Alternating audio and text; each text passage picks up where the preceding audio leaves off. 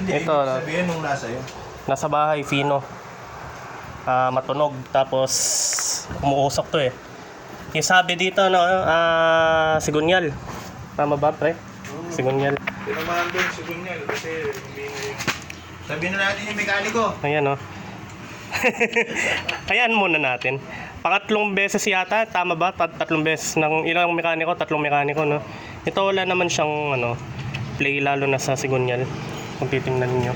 Pero titingnan natin po sa head kasi start natin, no. Pakinggan natin yung tunog.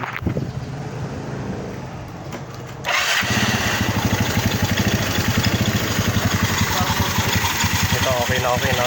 Kung papakinggan mo, meron siyang namamatay-matay sa timpla ng carburetor to, tapos sa tune up.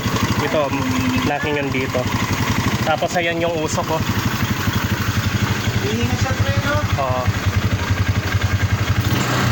Yun lang yung usok ko. Diba? Tapos nagbabackfire. So, check na natin yan yung sa head.